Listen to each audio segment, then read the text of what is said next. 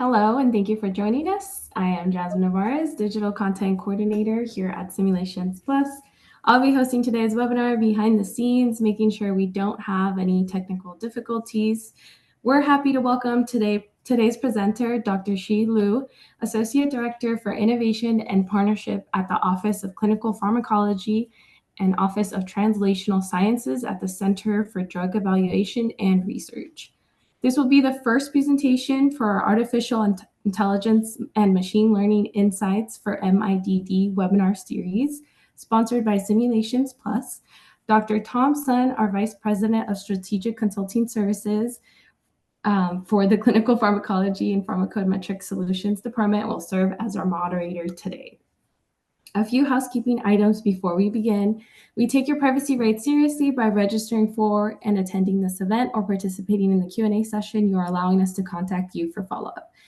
You may ask questions via the questions panel on your dashboard at any time. If you need assistance, please use the hand raise icon. We'll address your questions in the Q&A after the presentation if time permits. This webinar is being recorded and the replay will be posted on our website and the Simulations Plus YouTube channel as well. Before we begin, I'd like to conduct a short poll to better understand your familiarity with AI and machine learning for drug development, and I'll go ahead and launch that now. And I'll give everybody a couple seconds to provide an answer here.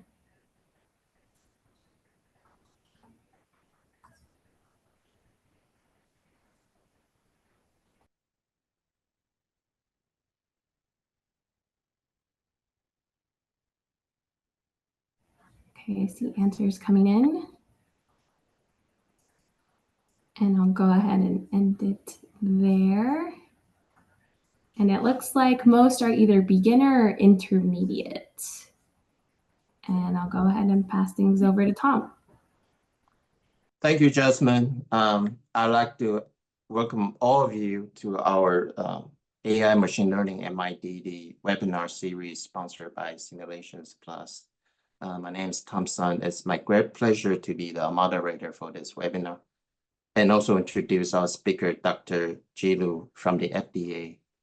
Dr. Liu currently leads the Office of a Clinical Pharmacologist effort on the artificial intelligence, machine learning, and real-world evidence and digital health technologies.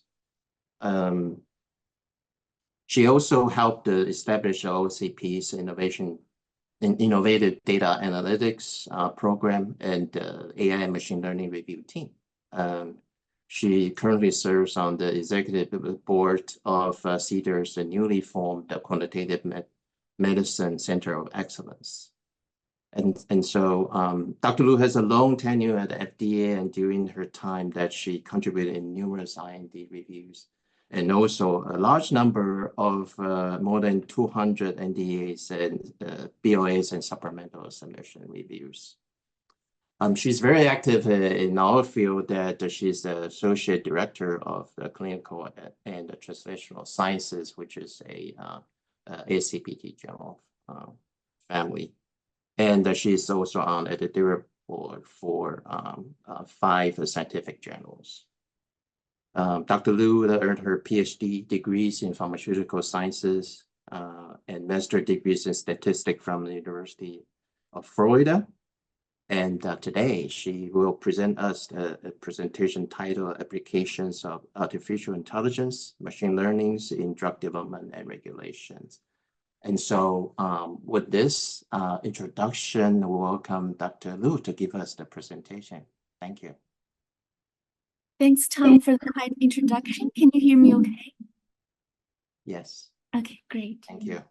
Thank you. Hello, everyone. I'm really delighted to be here today to discuss the very exciting intersection of AI and machine learning with drug development and regulation. In my opinion, this represents a new frontier pushing the boundaries of innovation. So let's kick things off with a discussion on why we need to talk about AI and machine learning in drug development today. This is because the application of AI and machine learning in drug development is expanding very rapidly in recent years I apologize. I'm just recently recovered from COVID, so sometimes my voice might be a little bit weird. AI and machine learning can be powerful tools with the potential to facilitate drug development and advance precision medicine. However, with great power comes great responsibility and unique challenges. It will be very helpful if all of us can have some understanding of what they are, what they can do, where they can add value, and what we should consider when using them.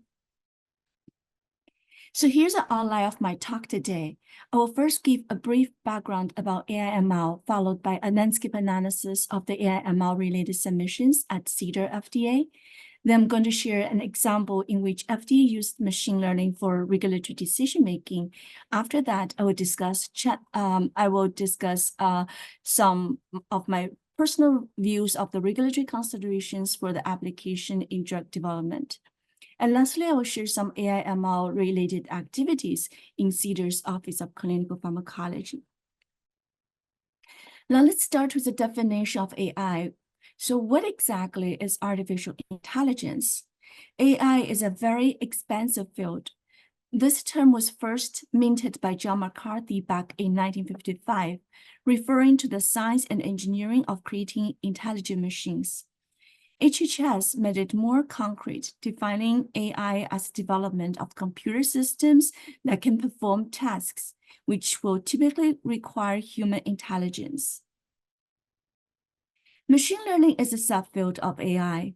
Currently, most of the AI applications in drug development are in fact machine learning. It's essentially about enabling computers to learn from data without being explicitly programmed.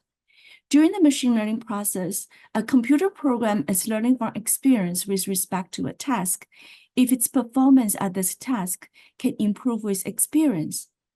And if we think about experience as data, this definition simply means that performance of the model can improve when it is trained with more data.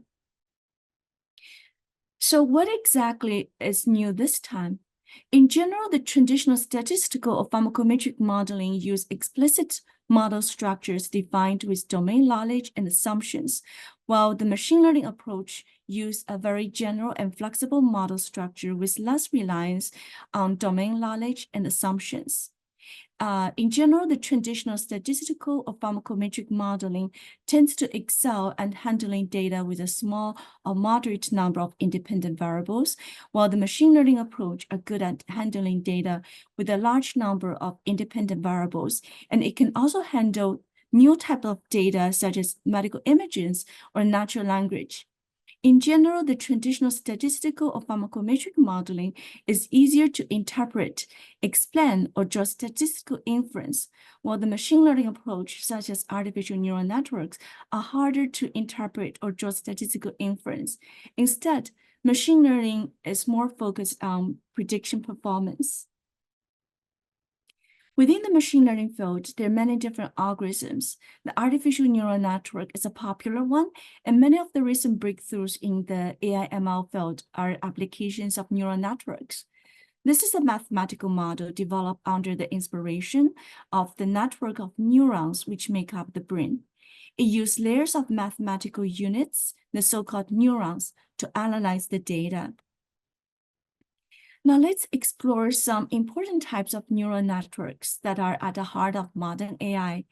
We'll start with convolutional neural network, or the CNNs.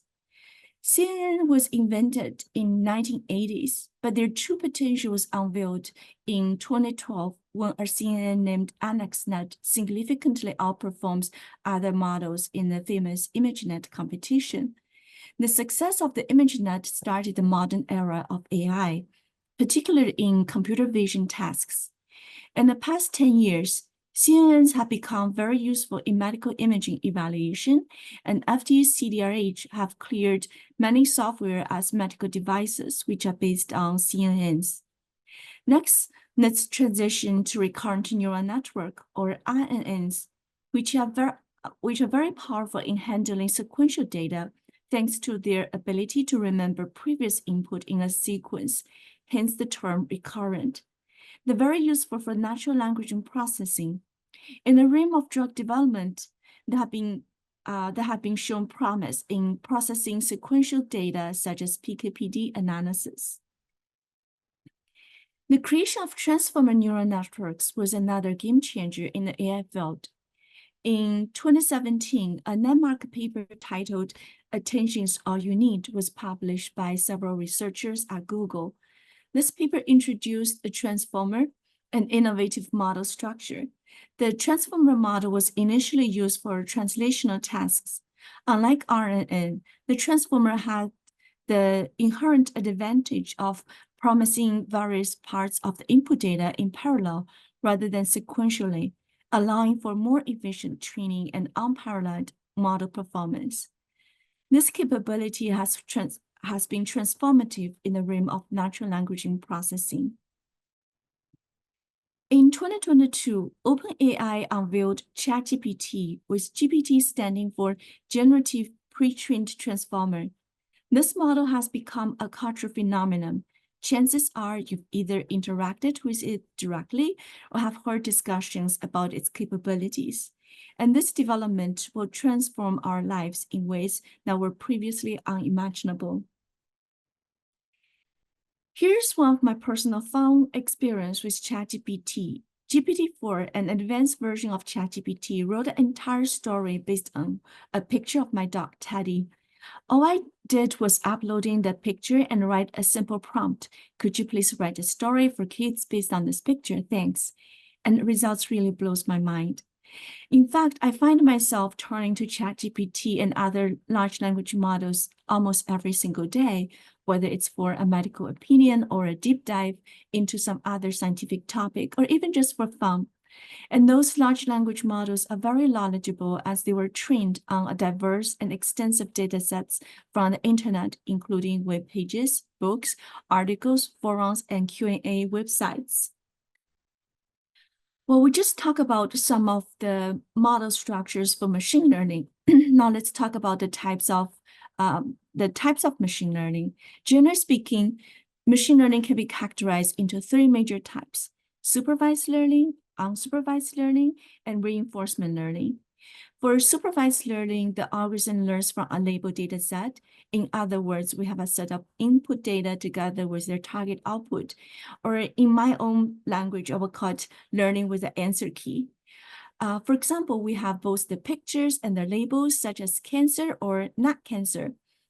After the algorithm has been presented with a large number of pictures together with their labels, it will find patterns and adjust parameters in the algorithms that can classify new pictures as cancer or not cancer with high accuracy. Supervised learning are often used for classification and regression problems. An unsupervised learning algorithm, in contrast, uses unlabeled dataset and tries to make sense of it by extracting features and patterns on its own. Clustering is a common application of unsupervised learning. Semi-supervised learning takes a middle ground. It uses a small amount of labeled data mixed with a larger set of unlabeled data. This means the algorithm must find patterns on its own, but do have some help from the labeled dataset. An example of this kind of application is for web page classification. Reinforcement learning trains the algorithm with a reward system, providing feedback when an AI agent performs a certain action in a particular situation. This is used to power the AlphaGo, which beats humans in the complex board games. And as a PK/PD scientist, I think about reinforcement learning as a type of simulation-based optimization algorithm. AI/ML has a lot of potential to transform our lives positively, but it also brings many challenges.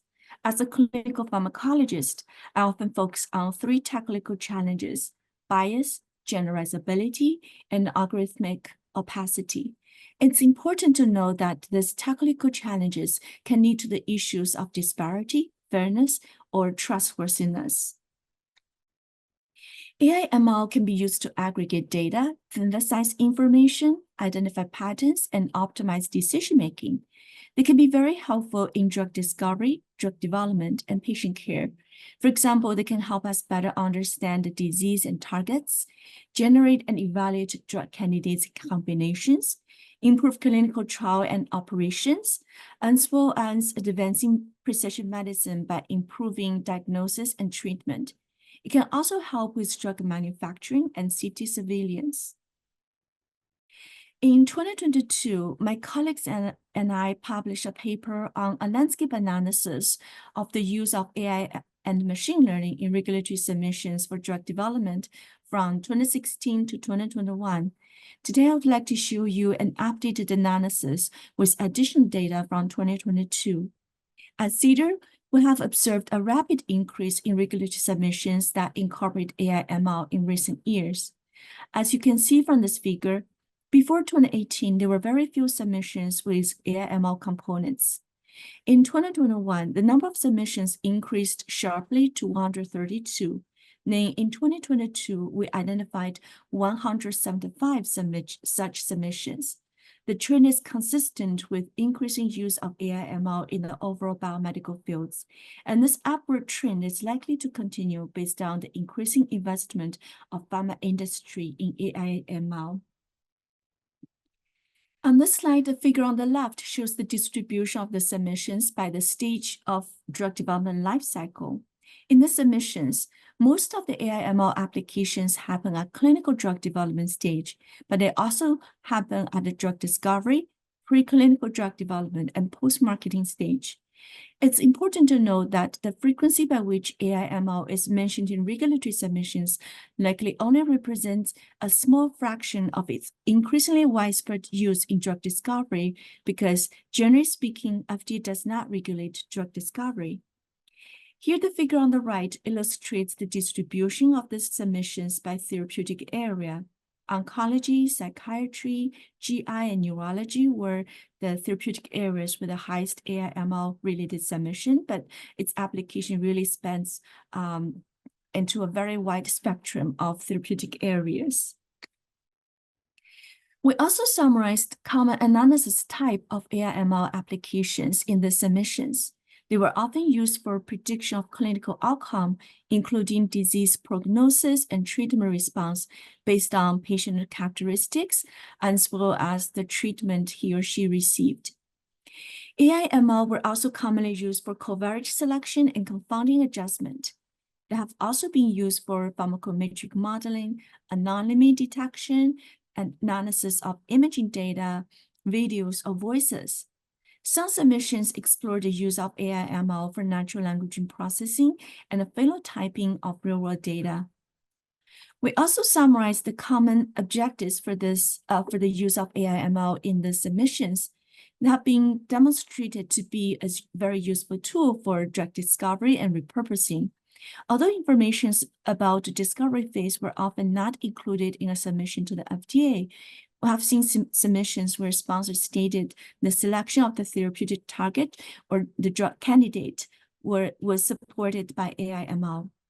In some submissions, AI/ML were used to predict the potential safety risk of a drug based on its structure, physicochemical properties, or affinity to certain targets. One common application of AI/ML in drug development is to facilitate enrichment trial design. Generally speaking, there are three categories of enrichment strategy: decreasing variability, prognostic enrichment, and predictive enrichment. AI/ML have been used for all three enrichment strategies. Some submissions explore the use of AI/ML for patient risk stratification and risk management. And they were also proposed for dose selection and dose optimization, and AI-based monitoring platforms were used in trials to aid and confirm adherence to the investigational drug regimen. In addition, AI/ML has also been proposed to generate digital twins, synthetic controls, endpoint biomarker assessment, or post-marketing surveillance. Now, I'd like to talk about some regulatory considerations in the application of AI/ML in drug development. A disclaimer, this is just my personal opinion and it is still evolving. First, when we use AI/ML in drug development, we need to clearly define the context of use of the AI model. The model selection development needs to be fit for purpose. Different model may have different strengths and limitations. We should select the appropriate model based on our objectives. We have been using a risk-based credibility assessment framework to guide our regulatory review of the AI models used in drug development. In this framework, model risk is defined by both the influence of the model on a decision, we call it model influence, and the consequence of an adverse outcome from incorrect decision, we call it decision consequence. An increase in either factor can lead to an increase in the overall model risk. And this model risk level is then used to help select model evaluation activities, the acceptance criteria, and amount of documentation to demonstrate the model credibility for the proposed context of use. The black box nature of many AI/ML systems, such as artificial neural networks, can sometimes discourage their application, and we encourage the development of methods to increase interpretability and explainability of the AI models. In addition, we need to develop best practice for AI/ML, such as how to split the data for training, tuning, and testing. Today, I will share 3 examples where the sponsor proposed to use AI during drug development. In the first example, AI/ML were proposed for patient risk stratification and management. First, let's look at the context of use. Drug A is under development for a life-threatening disease. In the previous trials, all patients went through inpatient monitoring after dosing due to the concern of a potentially life-threatening drug-related adverse event. The sponsor proposed to use a machine learning model to predict a patient's risk for these adverse events based on baseline characteristics and lab values. And if a patient is predicted to be of low risk, the patient will have outpatient monitoring instead of inpatient monitoring. It's worth mentioning that the sponsor was initially not very clear on some components of the context of use. For example, do they plan to use this model in clinical trials only or in both trials and real-world applications? And FDA sent the sponsor relevant comments. In addition, the sponsor also mentioned that this model could also be used for dosing regimen optimization. If so, it will need a different model risk analysis. As we previously discussed, FDA's model risk analysis has 2 dimensions, model influence and decision risk. In this case, we rank the model influence to be high, as the model prediction will be the sole factor to determine whether a patient will go through inpatient or outpatient monitoring after dosing. For decision consequence, we ranked it to be high. Here, the model prediction will determine whether a patient will go through inpatient or outpatient monitoring after dosing. And if the model erroneously predicts a low-risk patient to be high risk for this AE, it may not be of major concern. Or as this patient will go through inpatient monitoring, even though it may not be necessary. On the other hand, if the model erroneously predicts a high-risk patient to be low risk, then that will be a major concern, and this patient will not have the necessary inpatient monitoring for this potentially life-threatening adverse events. The analysis of the model risk is also very helpful for us to figure out which performance matrix of the model will be most critical. Here we concluded that negative predictive value and the model sensitivity will be the major performance matrix to determine acceptance of the model from regulatory perspective. Now let's move to the second review example. In this example, the sponsor proposed to use AI-generated digital twin and prognostic covariate adjustment to reduce variance of the treatment effect estimate and in-label reduction in sample size for the placebo group. According to the sponsor, a generative deep learning-based prognostic model has been developed to produce digital twins, which are probabilistic representation of a potential placebo outcome for a specific trial participant, giving his or her baseline characteristics. Again, let's start with the context of use. The sponsor proposed to use AI-generated digital twins and covariate adjustment procedure to reduce variance of treatment effect estimate for drug B, an in-label sample size reduction for the placebo group in both their phase 2 and phase 3 randomized controlled clinical trials, which have continuous endpoints. The FDA team conducted a model risk analysis.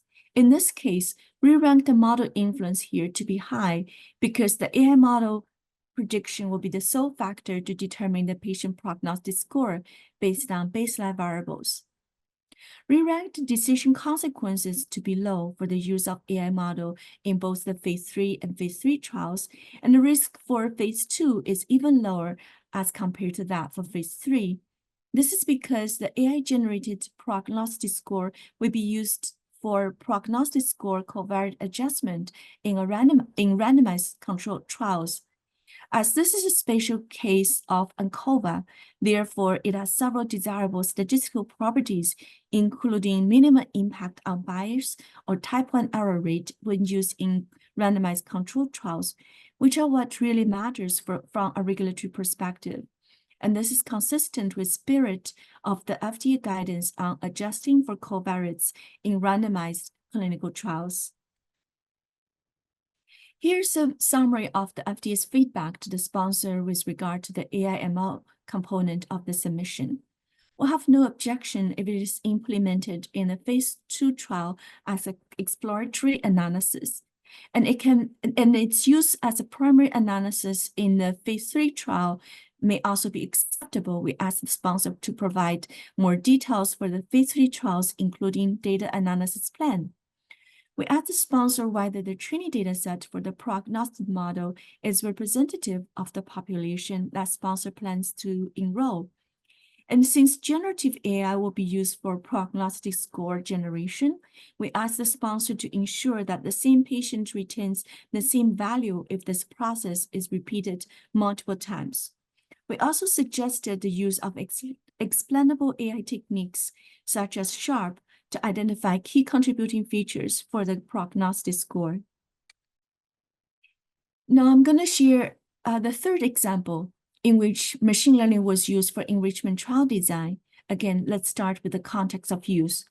In the phase 2 trial, drug B failed to reach statistical significance in a pre-specified primary efficacy analysis.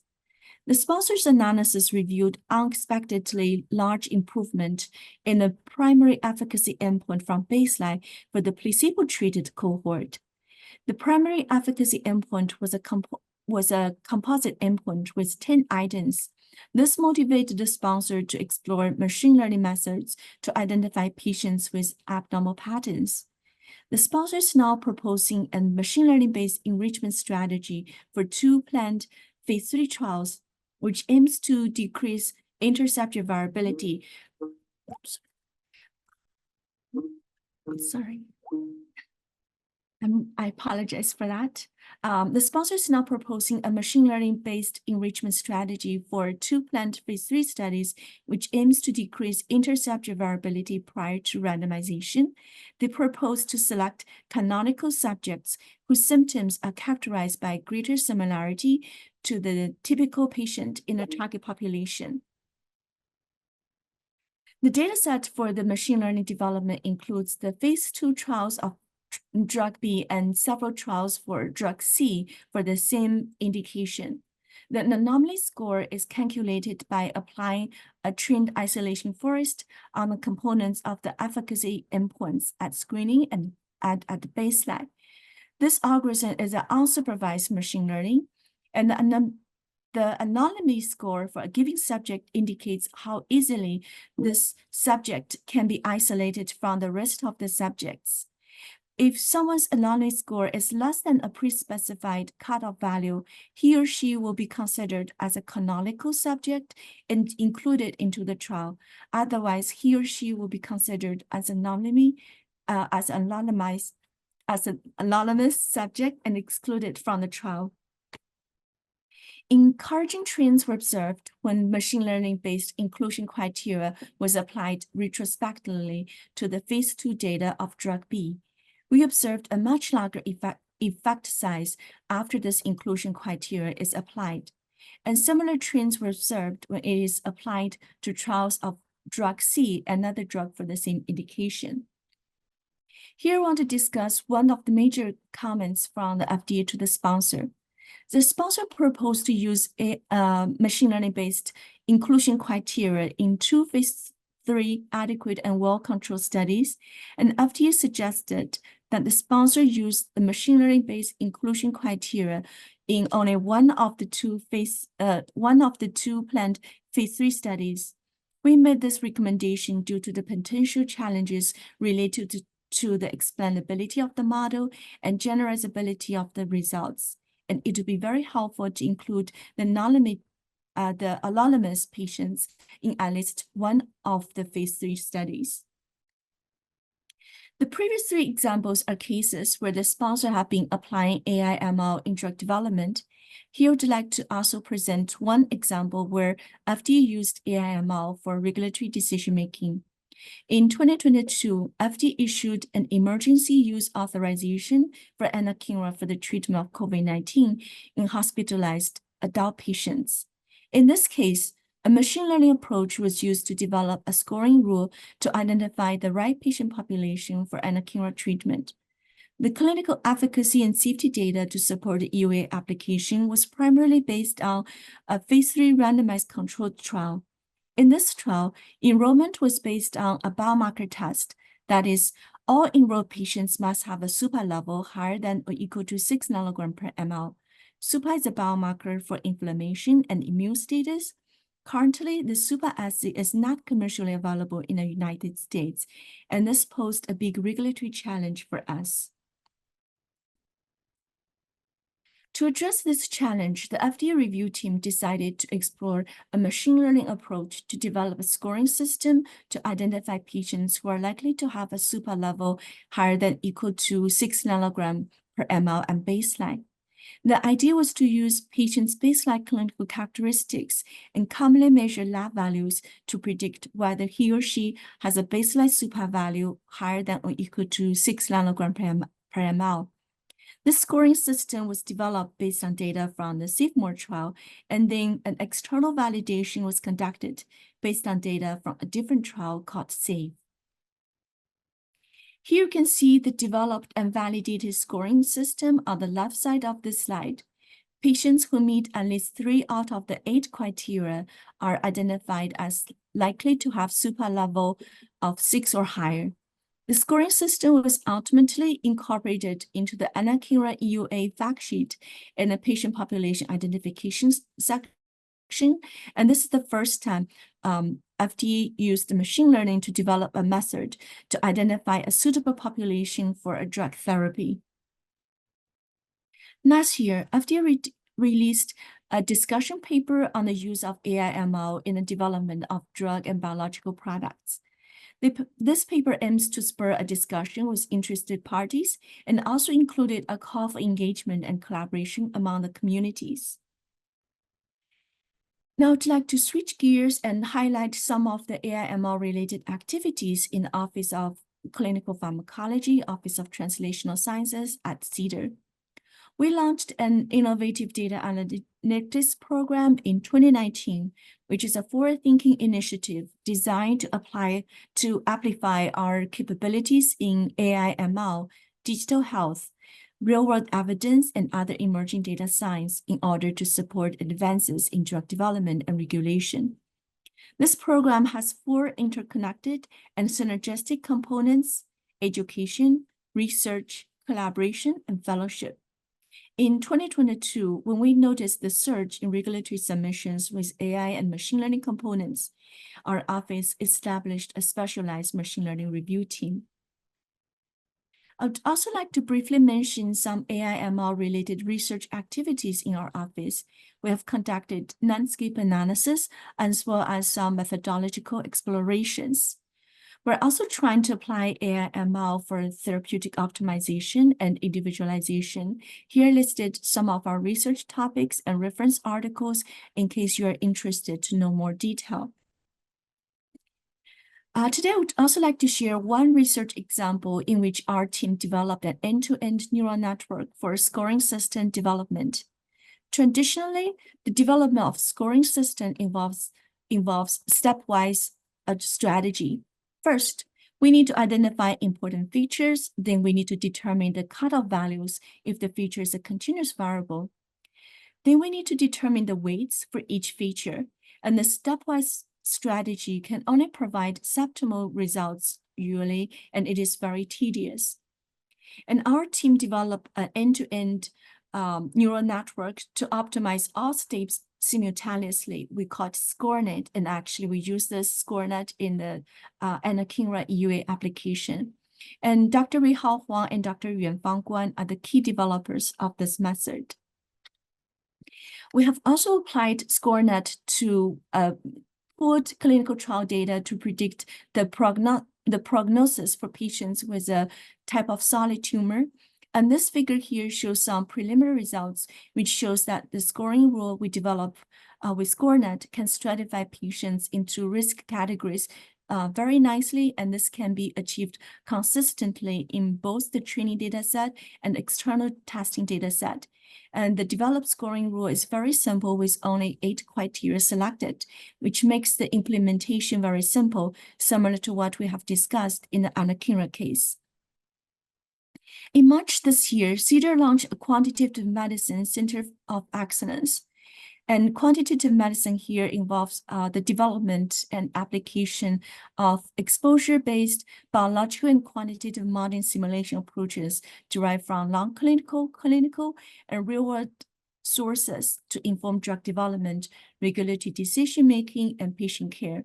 And one of the focus area of the QMCOE is the use of machine learning and AI to support model-informed drug development. Here are the key takeaways of my talk today. AI and machine learning are playing an increasingly impactful role in drug development. They have the potentials to facilitate drug development and advance precision medicine, but it also has unique challenges. Both opportunities and challenges lie ahead, and more education, research, and collaborations are needed to help move the field forward. And I hope many of you here can join us for this endeavor and push the boundaries of what's possible. Last but not least, I would like to thank my colleagues who have contributed to the work presented here, and thank you for your attention. Well, thank you, Dr. Liu, for your very insightful presentation. And so we have quite a few questions we'd like to pose back to you. But before we do that, I would like to conduct a quick second poll to better understand how comfortable our audience are in terms of using AI machine learning methods in your workflow. So for the participant, please kindly respond.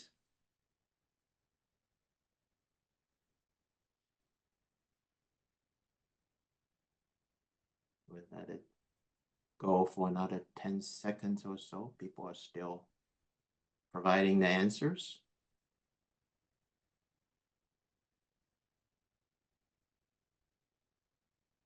Looks like the chart has settled. Oh, there are more.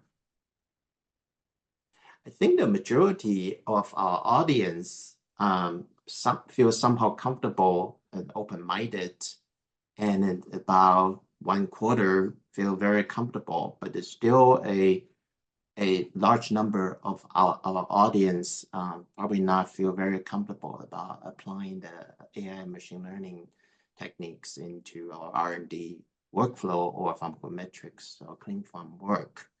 And so maybe we can close this pool at this point. This will be a perfect segue for us to open the R&D and the Q&A sections. And so I also want to remind everybody that we have the Q&A tab in the Zoom function that you could type in your questions. I'm happy to relay the question back to Dr. Liu. I would like to open the Q&A with the first question that knowing that there are some folks out there is not quite comfortable about AI machine learning techniques applying into our daily work. Could you elaborate on your thinking on how to mitigate the bias in terms of using AI machine learning? Any suggestion to our MIDD scientists in terms of considering how to provide validations or verification of the result, and particularly for one or two examples showing that the model inference are high and decision consequences are high, and so how can we ensure the results are adequate and scientific and sound? Thank you. Thank you, Tom. That's a really great question. And the bias when using AI has become a very important topic and received a lot of attention in recent years. And bias, actually, it's not unique for AI models. That can happen with other type of models as well. Because one of the most common way of introducing bias is through bias in data, right? And by that, it will I generally refer to two different kind of situations. One is the data itself is biased or skewed. And for example, if we have a generative AI learning from like things from the social media where there's a lot of racist or sexist comment, and AI will also learn to be like speaking in a language that we may not like, right? That is this kind of like things that is not good from the data can be like inherited by the AI model and be amplified. That's one type of AI bias. Another type of like bias in data is like the data may not be we use to train the model may not be diverse enough, not representative enough. So there may be some underrepresented population, and because the model was not trained adequately in those patients, and therefore during the implementation phase, the performance of the AI model may not be very good for those underrepresented populations. That is another type of bias, which is actually probably in our field more common.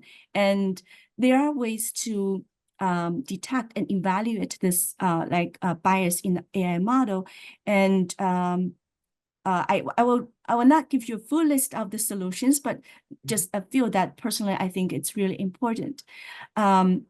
The first one is we need to do, like, when we evaluate the models, we probably need to do a lot of subgroup analysis to make sure like the AI model is performed reasonably well in all subpopulations, especially if we have some prior knowledge of some underrepresented population, like the model may not, like they may not perform like, they may have different characteristics, they may have different underlying mechanism for the input output variables to the trend to be different. And then we definitely need to make sure we evaluate the model performance in the subpopulation underrepresented to make sure it can be used in an implementation phase for those patients. And another thing I think it's especially why bias in AI receive more attention as compared to traditional model is sometimes because the AI model is so complex and not easy to interpret. And sometimes where it's a black box, we don't know how the decisions are made. So it's harder to detect the bias. For that, my suggestion will be to try to encourage the use of interpretable AI models, or if you need to use like a black box model, maybe you can use some of the explainable AI techniques, for example, like the sharp values, to help you identify what are the key contributing factors for the AI model's decision.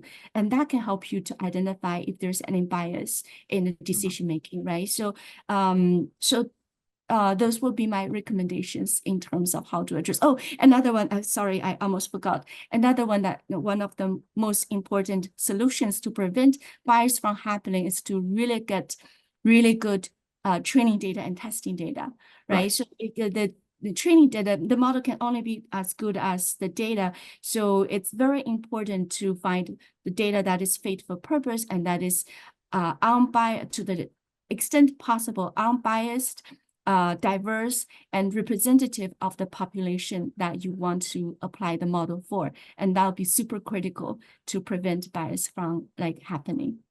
Great. Thank you for your response. And so the next question, I think, is a perfect follow-up for your answer. This is from one of our audience. And the question is for the machine learning enrichment trial design example you show. In the training data set, could you clarify if the population data was based on sponsored trials alone, or did it include the data from publications and available information out there, or you used a combination information? Yeah, that's a great question. And in that case, it's the sponsor used their own their own data, because for that analysis, they will need patient level data. So from publication might not be enough. So the sponsor use their own data. Okay, thank you.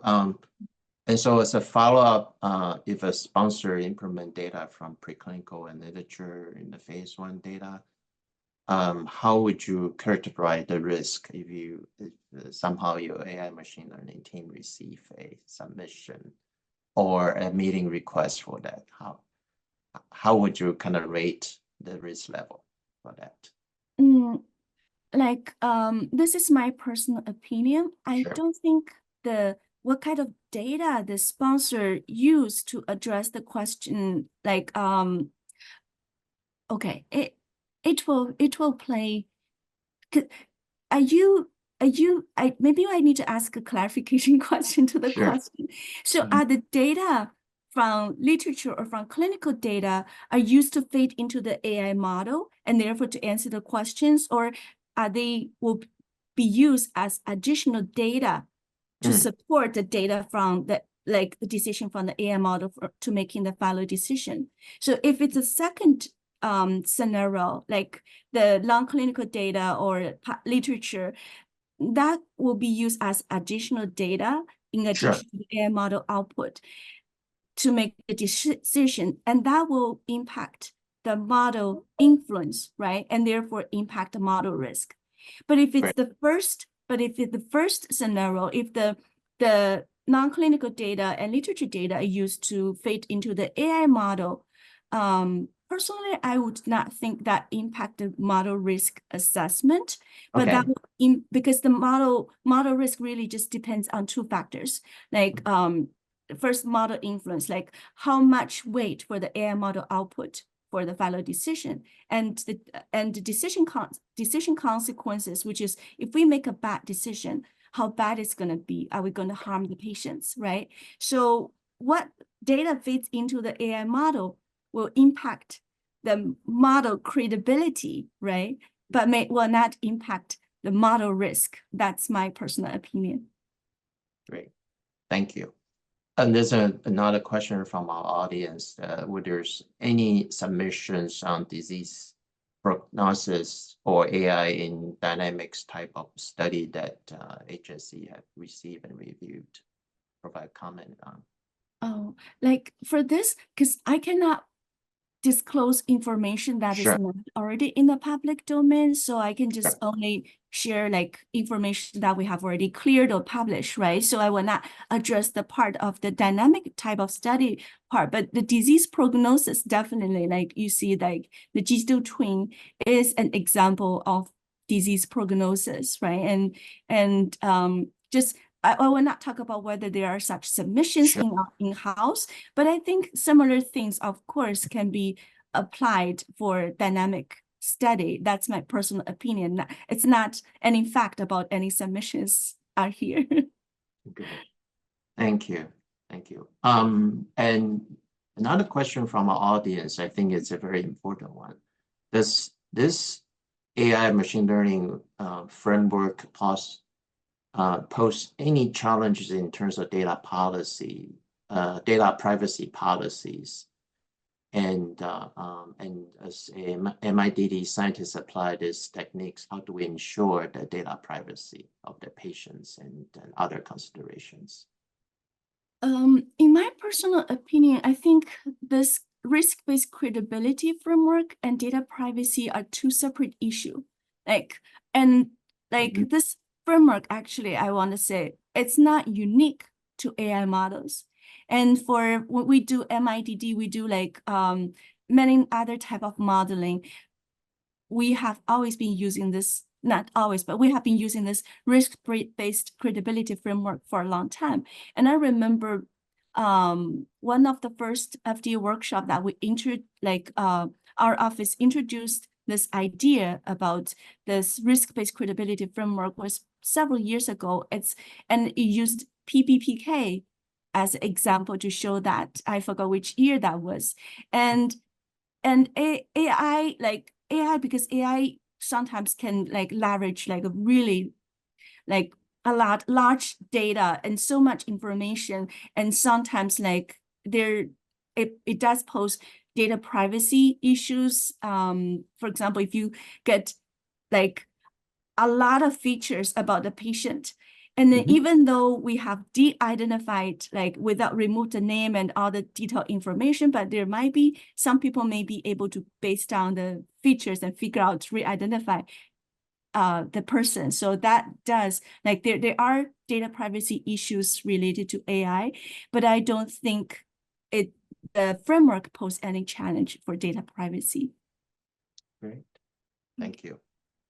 The next question is a very interesting one, and it could be related to other AI machine learning initiative at the FDA, like AI for tox. And so the question specifically is could a MIDD scientist breach the safety predictions to novel targets, and so what kind of considerations that we need to put, and so I think this is a very new and novel topic, and so Dr. Liu, it would be great you can share your perspective and maybe describe what the agencies that are kind of looking into this. For example, the AI for tox program for safety and other considerations. Thank you. Sure. That's a quick question. Like, I think the federal government, including FDA, has realized like AI is one of the most powerful technologies in our times, and has been putting a lot of resource and a lot of thinking into how to use AI responsibly. Talking about like FDA, or like, I'm from the CDER drug side, right? So I can share some of the initiatives at CDER first, and I will share also like touch upon like AI for Tox, which is an initiative from our NCTR, National Toxicology Center for Research. Our colleagues here, we have a lot of collaboration, but this is like AI for Tox. It's really their initiative. And let me start with CDER first. Like for CDER this year, something really exciting is CDER decided to like really strengthen our AI governance. And in May this year, CDER established as Artificial Intelligence Council, and it will aim to provide AI governance to ensure like we embrace innovation while minimizing the risk. And within CDER, there are many initiatives being taken by various offices. For example, I just shared like what OCP has been doing in terms of AI research review and other collaborations. And I know our OB colleagues are also doing their research, and also our OSE colleagues are also doing a lot of work in, for example, the use of AI in safety surveillance, and which has also been like, I think they have shared information in the public domain, and you can easily figure it out. For example, their information visualization platform leverage like AI for natural language processing and identify safety signals, etc. And it will be very interesting to read. And also for our NCTR colleagues, which is another center at FDA, they've done a lot of wonderful work for like AI for safety. And they have done, I know they have done like animal game, and which use AI to try to predict the animal study results, and therefore like reduce, replace, and refine animal studies. And they have also, I think they have 4 initiatives. Another one is they're using, is it called bird talks? And they're leveraging like large language models to help like processing literatures or labels and other things for safety analysis. And they have also been doing something related to like using AI and deep learning to analyze like pathological data, like whole slide imaging. And by applying AI, because we know AI are very good at imaging recognition, right? And can help, that can help with animal studies with when like there's pathology imaging data analysis needed. And they have another one. I think there's another one is actually, as you talked, it's kind of I forgot the acronym for that one, but it's very similar to what you mentioned, like kind of apply AI in QSR kind of application to predict like drug safety or toxicity like issues based on the structure, affinity to targets, etc. So very similar to QSR, but using like AI techniques. So I hope that answers your question. Well, thank you.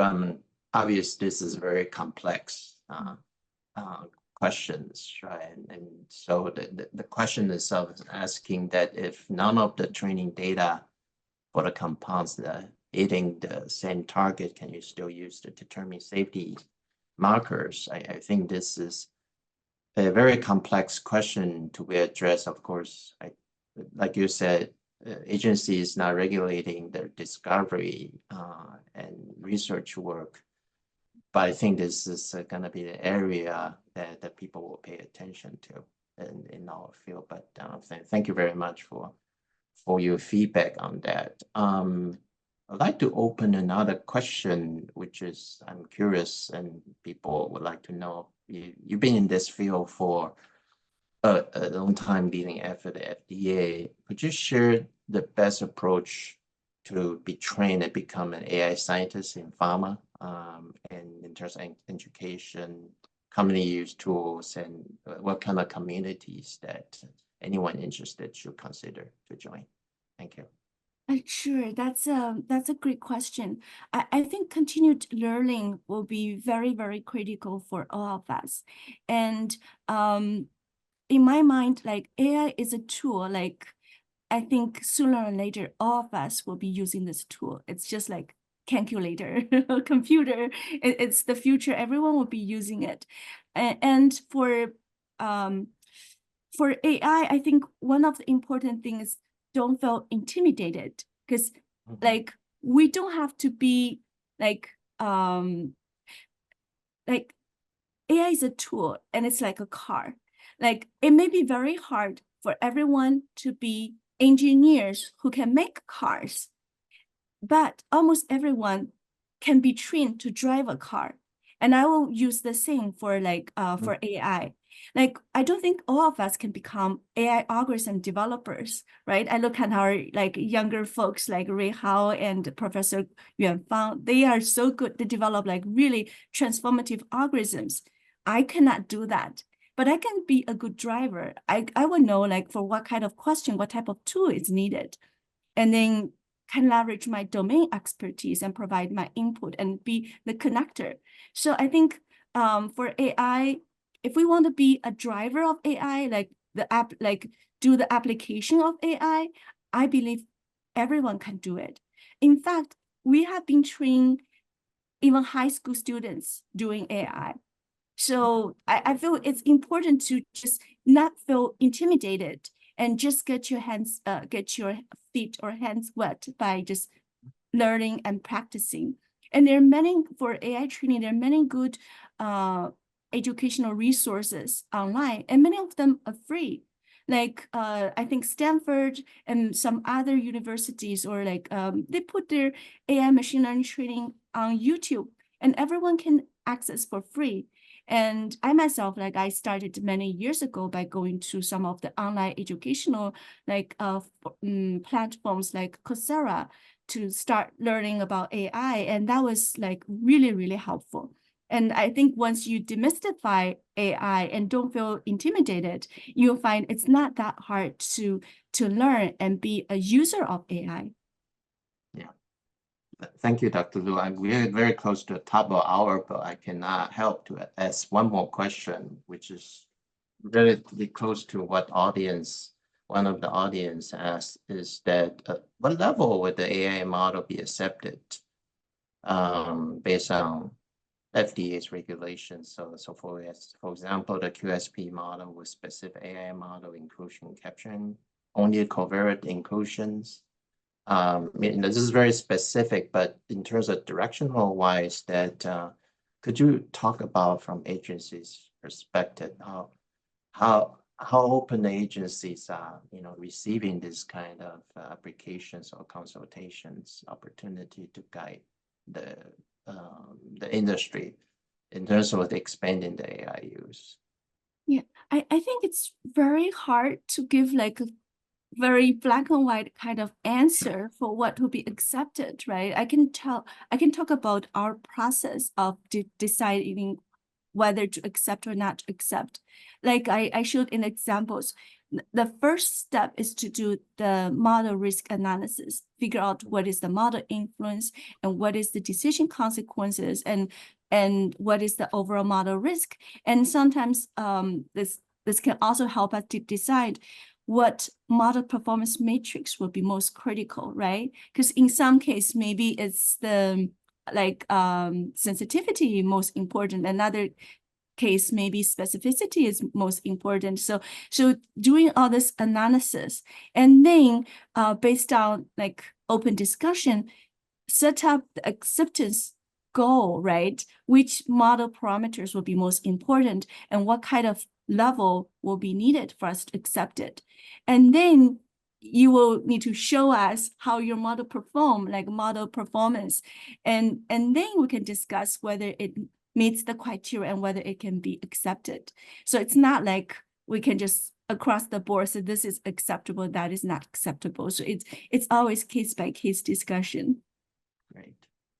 Thank you, Dr. Liu. We have additional questions from the audience, but I think we need to maybe spend a little bit of time to collate them and maybe address them offline. And I will appreciate your help for that as well. So with that, I'd like to thanks all the people join this call and Dr. Liu, and I believe that Jasmine, you'd like to have a quick closing? Yes, I just wanted to say thank you to you both. Very nice analogy, Dr. Shi. I'm excited and inspired to get my hands and feet wet. For any questions that we were unable to answer live today, someone from our team will reach out to you with answers following the webinar. You or colleagues may also be interested in our upcoming webinars, AI machine learning for pharmacological modeling, and that's on September 5th. And then there's leveraging PBPK and PBPM in support of BCS Class 3 biowaivers on September 24th. You can just check out our website. I put the link on our site, and I also encourage you to follow us on social media. Those links are also in the chat. Once again, this webinar has been recorded for playback and will be available on our website and YouTube channel. This concludes our webinar for today. Thank you, everyone. Thank you. Thank you.